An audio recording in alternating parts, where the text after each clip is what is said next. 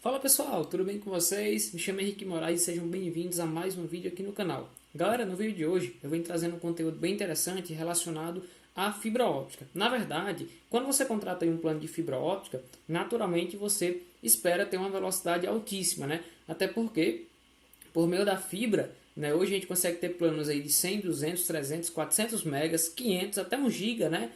Contratado com o provedor e consegue utilizar essa banda. Porém, o que muitos esquecem é que quando você contrata uma banda desse tipo, você tem que ter um roteador compatível com ela. Ou seja, acontece muito, pessoal, de as pessoas contratarem planos aí de 500 megas, por exemplo, comprar um roteador que ele não tem suporte para essa banda e naturalmente esse equipamento se torna um gargalo aí na conexão, tá certo? Então no vídeo de hoje eu vou apresentar para vocês aí alguns quesitos básicos para a escolha, né, para você fazer a escolha, na verdade, aí, de um roteador ideal para uma conexão aí usando fibra óptica, tá certo? Mas antes da gente ir para o conteúdo, eu já peço que vocês se inscrevam aqui no canal, curte e compartilhe esse vídeo, galera, para que a gente continue trazendo conteúdos assim, tá certo? Chama a vinheta.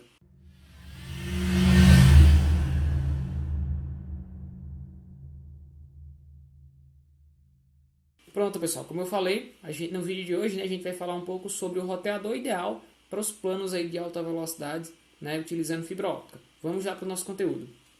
Pessoal, vejam só, a fibra óptica, ela encontra-se aí presente, né, na maioria das residências atualmente, né, diferentemente aí de 2, 3, né, 4 anos atrás, onde a gente já tinha a fibra óptica, né, alguns operadores já tinham fibra óptica, porém, era muito utilizado também a rede metálica, a internet via rádio, até o satélite. Hoje em dia a fibra ela se tornou, digamos assim, mais popular. Então é muito comum a gente ver aí operadoras de médio e pequeno porte, né, e grande também, utilizando o FTTH, a fibra até a residência do cliente, né, o Fiber to the Home. E naturalmente, com isso, a gente passa a ter também planos elevados, ou seja, o cliente contrata uma maior largura de banda. Antes era muito comum a gente usar planos aí de 2, 3, 4, 5 megas, no máximo 10, né? 10 megas aí em 2014, 2015 já era um plano bem acima da média, tá certo? E hoje não, como eu citei, a gente consegue ter planos aí de 200, 300, 400 megas, né, sendo entregue aí sem problema nas nossas residências. Porém, um dos pontos que a gente acaba aí, alguns clientes na verdade acabam aí esquecendo, é que para você ter essa banda contratada e você conseguir receber ela, você também tem que ter equipamentos que a suportem, tá certo? Então aqui, ó, a gente vai analisar agora dois quesitos básicos aí que você tem que analisar no seu roteador antes de contratar um plano, ou na verdade, se você já tiver contratado, antes de adquirir ou trocar seu roteador, tá certo? Então vamos aqui, pessoal. Nessa situação aqui, ó, imagine que você tem uma banda aqui, ó, de 500 megas contratados aí com a operadora, né? Nós temos aqui a UNU, unidade de rede óptica, que recebe a fibra óptica, né? E via cabo de rede aqui, essa UNU conectada nesse roteador. Vejam, pessoal, que a banda contratada aqui é 500 megas, ou seja, 500 megabits por segundo. Nesse cenário aqui, galera, o cliente final, né, aqui no notebook dele que está conectado via cabo, ele não vai conseguir receber os 500 megas, tá certo? E por quê? É por conta de algum problema na internet? Nesse caso não seria, pessoal. Vejam que a gente está tratando aqui, ó, de um roteador Fast Ethernet, ou seja, o famoso 10/100. Isso quer dizer o que, pessoal? Que esse tipo de roteador, ele tanto só consegue receber no máximo 100 megabits por segundo aqui na porta WAN, como consegue distribuir aqui nas portas LANs apenas 100 megabits por segundo. Então isso quer dizer o quê? Que mesmo você tendo 500 megas ou mais contratados aí com a operadora, naturalmente o roteador ele vai tornar-se um gargalo, né, e vai acabar não entregando o plano contratado para os dispositivos, né? Nesse caso aqui, sendo um Fast Ethernet, a gente simula aí como ele conseguisse entregar apenas 100 megabits para o notebook. E não é que sua conexão vai ficar lenta. Naturalmente, com 100 megabits por segundo, você consegue navegar na maioria das aplicações hoje sem problema nenhum. Se você fizer um uso aí residencial comum, digamos assim, Netflix, YouTube para estudar, rede social, então você vai conseguir usar sem problema. Porém, você não vai receber os 500 megas que você realmente contratou com a operadora. Então, pessoal, qual seria aí a solução nesse caso? Para um plano de 500 megas, o ideal é você ter um roteador Gigabit Ethernet. O que seria um roteador Gigabit Ethernet, pessoal? Seria justamente o roteador conhecido como 10/100/1000, né? Ou seja, um roteador aí que suporta uma taxa de transferência, uma taxa de transmissão máxima de até 1 gigabit por segundo em suas portas. Isso quer dizer o quê? Se você tem um plano de 500 megas aqui, ó, contratado com a operadora, naturalmente, se essa operadora estiver entregando 500 megas aqui na sua ONU via fibra óptica, você vai conectar via cabo de rede aqui o roteador na ONU e a porta WAN do roteador, sendo gigabit, sendo barra 1000, como a gente fala, ela suporta, né? Como ela suporta, na verdade, até 1 gigabit por segundo, naturalmente você vai conseguir passar esses 500 megas, tá certo? E geralmente, pessoal, quando o roteador ele é gigabit Ethernet, né, além de ter a porta WAN gigabit, ele também vai ter as portas LANs, ou seja, a porta e as portas destinadas à rede local, a você conectar os equipamentos aí na sua rede local.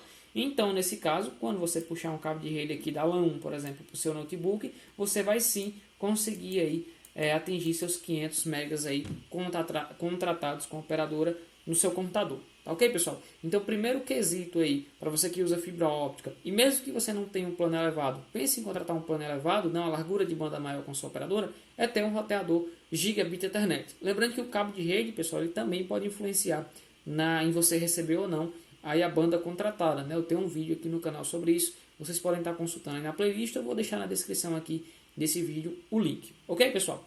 Outro quesito muito importante, além do barramento das portas, é a frequência utilizada pelo roteador. Como vocês sabem, aí, hoje a gente tem basicamente duas frequências para a rede wireless, pessoal. Para a rede Wi-Fi do roteador, para conectar os equipamentos via Wi-Fi, é a 2.4 GHz e a 5 GHz. Né? Lembrando que a Anatel já aprovou o uso dos 6 GHz aqui no Brasil, porém não é utilizado ainda pelos roteadores residenciais, tá certo? Então vamos analisar um pouco aqui o funcionamento das frequências. Ó.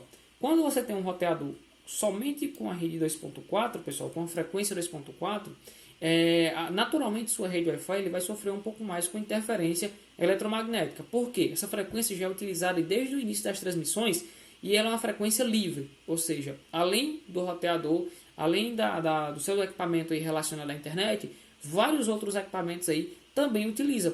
Né? Por exemplo, o forno de micro-ondas utiliza uma frequência que interfere diretamente na 2.4 quando ele está ligado, telefone sem fio, o próprio Bluetooth, né? Então existem aí uma série de fatores que podem interferir diretamente no desempenho da sua rede. Além disso, né, como ela é uma conexão, né, um meio de conexão não guiado, Wi-Fi, que tem uma frequência baixa, naturalmente você tem uma entrega menor de dados aí em relação a 5 GHz, né, se a gente comparar as duas, que caracteriza a 2.4 como uma conexão mais lenta. Então ela é uma conexão mais lenta, digamos assim, se comparar com 5 GHz, sofre muito mais com interferência, né? E assim, como ponto positivo, ela tem um alcance razoavelmente bom, né? Por conta do comprimento da onda da 2.4. Como o comprimento de onda é maior, naturalmente você acaba ganhando em alcance. Já, pessoal, quando você tem... outro ponto que eu ia esquecendo. Em relação a 2.4, você tem uma velocidade ilimitada. Aí, geralmente, os roteadores que usam 2.4 são uns 300N, né? O modelo 300N, ou seja, chega no máximo a 300 megabits por segundo, somando toda a taxa dos dispositivos no Wi-Fi. Geralmente, em um computador e um celular convencional, você consegue 30, 40 megas aí na rede 2.4, quando está utilizando, por exemplo, a largura de canal de 20 MHz. Quando a gente vem para um roteador dual band, pessoal, o cenário muda aqui um pouco. Por quê? Ele continua com a frequência 2.4 GHz, porém ele já traz aí também os 5 GHz, que é uma frequência aí bem mais alta, né, do que a 2.4, entrega uma quantidade, né, naturalmente então bem maior de dados, sofre menos com interferência. Não é que a 5 GHz não sofra com interferência, ela sofre, mas sofre bem menos do que a 2.4, tá? E você consegue ter uma conexão muito mais estável. E lembrando que quando o roteador é dual band, pessoal, ele tem a 2.4, porém tem também um rádio para 5 GHz, né? Porém, como o comprimento de onda dela é menor, então naturalmente você tem um alcance um pouco reduzido, tá certo? Então aqui são algumas características de Wi-Fi. Lembrando, pessoal, um ponto aí muito importante. Não adianta você comprar um roteador dual band com 2.4 e 5 GHz se o celular, notebook ou TV não tiver os 5 GHz, tá certo? Porque você vai continuar usando a 2.4. Ok? Galera, esse foi o nosso vídeo de hoje, falando um pouco aí sobre dois quesitos básicos aí para a escolha do roteador quando você utiliza fibra óptica. Qualquer dúvida, sugestões é só deixar aqui nos comentários que eu vou estar verificando o mais rápido possível, ok? Até a próxima!